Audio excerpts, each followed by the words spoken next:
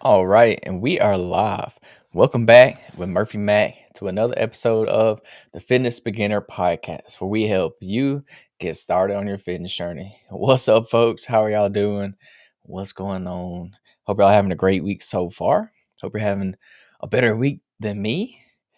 And what I mean by that is it's just been one of those weeks. For example, I'm recording this podcast for the second time. I already recorded it one time. I'm going on the second time a day later because when I recorded it yesterday, apparently the sound did not work. And I didn't know that. And I recorded the whole entire podcast with no sound. So if you listened to or tried to listen to my live stream yesterday, I apologize. It had no sound. But today, hopefully it's working. I can hear it in my headphones. So fingers crossed it's gonna work.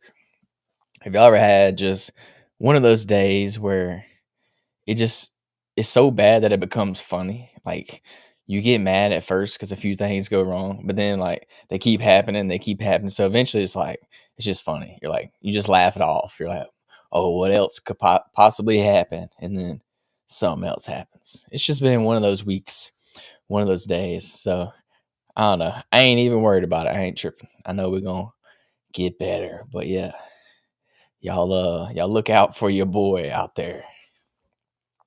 So yeah, in today's podcast, we're going to continue the little mini series we're doing, the 4 changes that I made to create the mind and body that I always dreamed of. So last episode, we talked about changing my environment. That's one of the ways that I created the mind and body that I dreamed of. In today's topic, we're going to talk about no longer playing the victim card. So, what does that mean? There's empowerment through ownership. You got to shed the victim mentality. So, basically, what this means is you got to stop blaming others for your actions. It's nobody else's fault but your own for where you're at in life right now.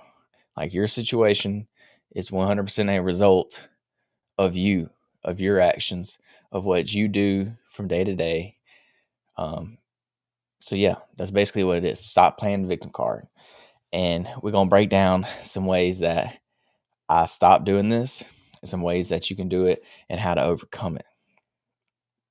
So number one, the first thing I did that you need to do to stop playing the victim card is you need to recognize. I can't speak either. You need to recognize the victim mentality. So you got to recognize that you're doing it. You probably don't even recognize it when you do it most of the time, but you are. So the first step is just recognize it. So if you're feeling stuck in a cycle of self pity, if you're blaming others for your lack of progress, if you're blaming others for not hitting your fitness goals, not hitting your career goals, relationship goals, guess what? It's nobody else's fault. It's yours. Stop blaming others. Take responsibility and recognize, say, hey, it's not this person's fault. I shouldn't be blaming them. It's on me. I got to get my stuff together. I got to start putting in the work, changing my actions, doing what I need to do. So, yeah, step number one, recognize the victim mentality. Number two, you need to acknowledge the need for change. So, for me, I realized that I was constantly complaining about why I'm not where I want to be. I was constantly making excuses about why I couldn't post on social media, why I couldn't eat the right foods I need to be eating. And when you're making excuses, you're complaining, this is not leading to positive outcomes. It's not. You're having all that negative self talk, negative self doubt. It's going to lead to negative outcomes. It's pretty common sense there. So I acknowledged the need for change. I realized that if I kept doing what I was doing, I wasn't going to get anywhere. And I definitely wasn't going to achieve the goals that I have for myself. Because I have big goals, I have big dreams, aspirations, just like most people do. I got things that I want to do in my life, all the cool things like make a lot of money, travel the world, impact people's lives, things like that. So I was never going to be able to do that if I stayed in the situation that I was in. So I realized this and I knew I had to make a change, had to do something different, had to start taking the right actions to start making positive impacts, positive changes in my life. So, number 3, I embraced ownership and I took responsibility. So, this is a huge step right here. You got to take responsibility. You got to realize, which this is what helped me. I finally realized that it was nobody else's fault. It was my fault. I'm the one that controls my input, my output, my actions. Like, it's me. It's all on me. Nobody has an effect. Not your friends, not your parents, not your spouse. Yeah, they may have an influence, but at the end of the day, you're the one that makes those decisions. You do what you're going to do. So you got to start taking responsibility. You got to start taking ownership and realize that it's your fault. If you're in a good place, it's your fault as well. Like, if you set yourself up for success, then hey, guess what? That was your fault. You did that on purpose, or maybe you didn't do it on purpose, but you got yourself there. And it works the same way if you're not where you want to be. If you're failing, if you're not hitting your goals, if you're not where you're at, where you want to be in life, it's your fault. Nobody else's. So take responsibility, take ownership, stop blaming other people, stop blaming your situation. Stop blaming your childhood, the way you were raised. Stop blaming your parents or your family. Stop blaming your spouse. It's none of them. It's you. So that's step number 3. Got to take responsibility. Got to take ownership. Number 4, the 4th step that I did was I cultivated a growth mindset. So what does this mean? This means I started viewing my failures, my setbacks, obstacles. I started viewing these as ways I could improve. I started seeing them as opportunities for growth. Um, so I changed my mindset around them and the way I thought about them. Yeah, they may be hindering me, they may be holding me back, but I changed the way I stopped blaming these things and I started thinking, oh, this is just one more obstacle in my way that I got to overcome to get to where I need to be. And it's going to be a learning lesson. I'm going to learn from it because you're always going to fail. If you're not failing, then your goals just aren't big enough. So when you hit these obstacles, when you hit these step backs, the roadblocks, you got to adapt. You got to learn how to overcome them. And these are all going to be growing areas. It's going to be ways that you can improve. You can get better. You can grow. So it's all part of the process. It's all part of the journey. It's never just constantly uphill. You know, you're going to be up and down. You're going to have good days, bad days. So you got to cultivate that mindset. You got to start being okay with failing. You got to be okay with not being where you want to be right now. Delayed gratification. Is that how you say that? Delayed gratification? Yeah, I think that's right. You got to be okay with putting in the work now and not seeing any results, but down the road you will start to see those results, and those results will start to compound on top of each other. You'll stack one win on top of another win on top of another win, and they'll just keep stacking. They'll start compounding. So you got to develop the growth mindset. That's step number 4. Step number 5. Now that we know we got to grow, we want to set some empowering goals. So set some big goals. Where do you want to grow to? What's that goal? So it don't have to be just fitness. It could be health, wealth, relationship, career goals, whatever that is, fitness goals. So you want to set specific health and fitness goals.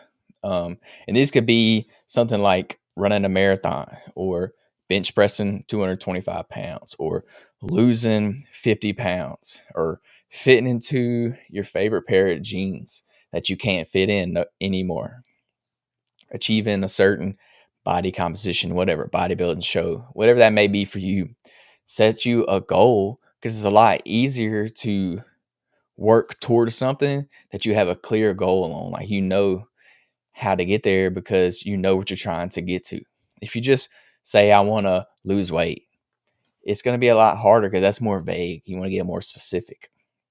It's going to keep you motivated by having this goal because you'll see it at the finish line. It'll be more rewarding when you actually do achieve that goal.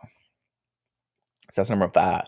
Set you a goal, get clear and specific on what it is that you want to do, no matter what area of your life that is that you want to improve. I always like to say there's three main areas of your life that you need to improve and work on each and every day. And that is health, wealth, and relationships.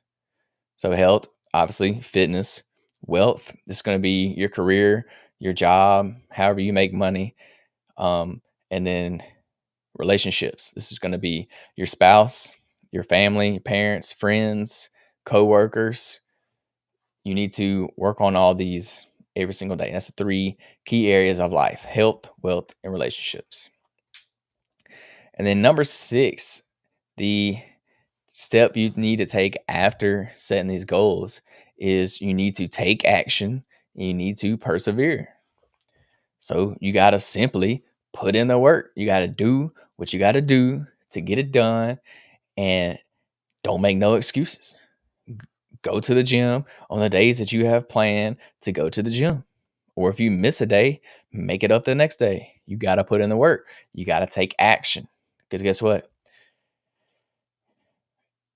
You're not ever going to achieve what it is you're trying to achieve if you're not doing the little things. You're not putting in the work to actually get there, to actually achieve that goal. So you need to commit to a regular exercise routine. You need to commit to having a conversation with your spouse every day if that's what you want to do. If you want to achieve, if you want to improve your marriage or something, maybe you need to commit to having that talk with your spouse, that sweaty palm conversation. Um, and you can also seek support from a coach or a mentor if you need some help, if you need some guidance along the way. Maybe your goal is to lose 50 pounds, but you don't know exactly how to do that.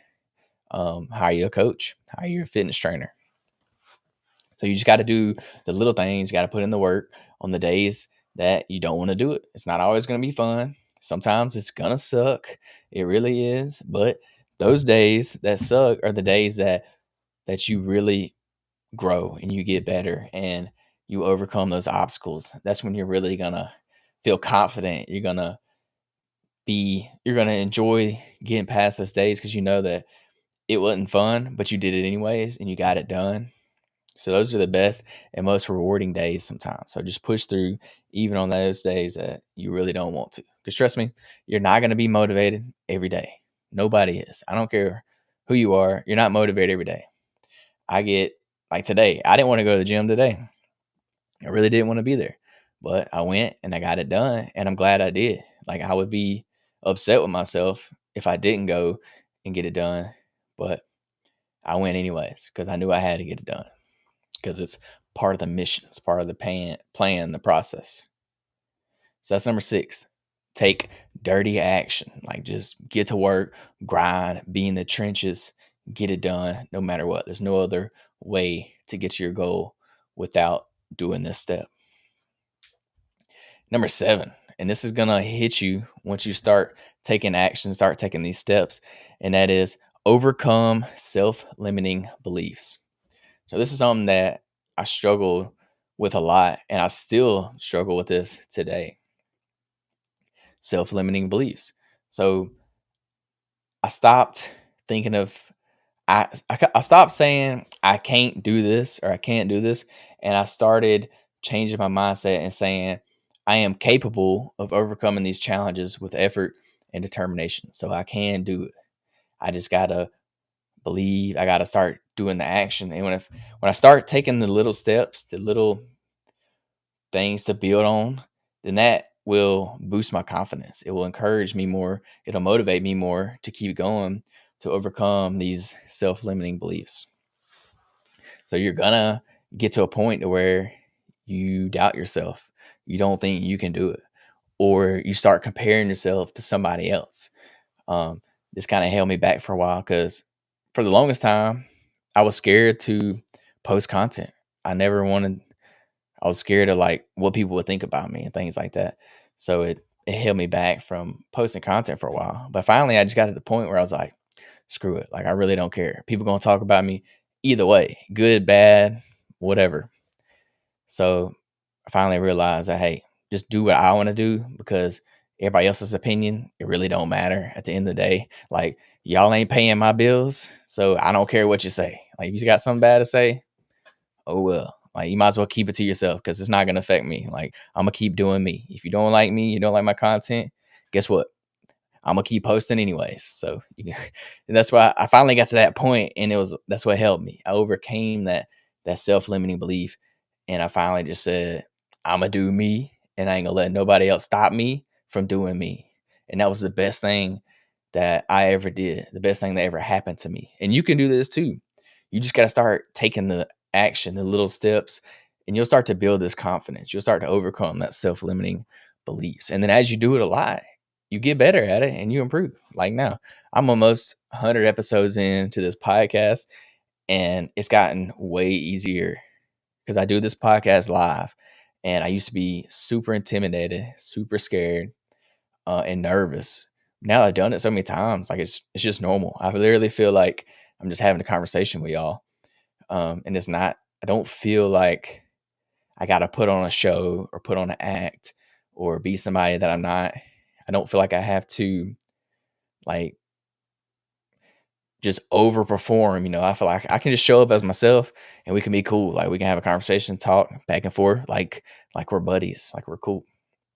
And that's how I feel about it. Like this is just me chatting with y'all, hanging out, having a good time, hoping y'all enjoying what I'm telling y'all. I like to get on here and provide y'all some value. I'm just talking about my passion. I love fitness. I love trying to help people get into fitness. So that's the whole idea. And it's been great. So shout out to y'all. If y'all listen to the podcast, shout out to y'all. I appreciate it. While we at it, leave a comment. Subscribe to the podcast, Apple Podcasts, Spotify, YouTube channel, the Fitness Beginner Podcast, wherever you tune in at. I'd appreciate it. Leave me a review, 5 stars. Let's go. So yeah, number 7 was overcoming self-limiting beliefs.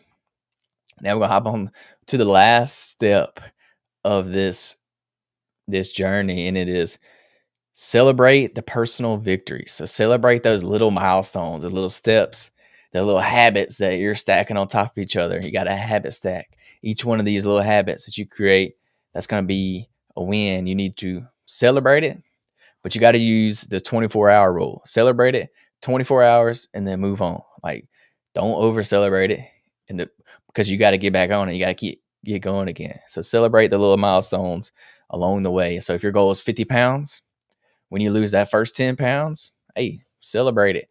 Let you know that you're proud of yourself. You did it.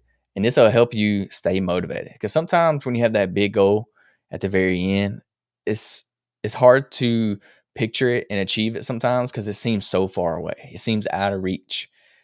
But if you set up these interim milestones, these smaller ones, you break it down more, they seem a lot more achievable. And when you celebrate that, it kind of gets you motivated, it gets you going again. Because, when people start a weight loss journey, they're pumped up the first like week or two.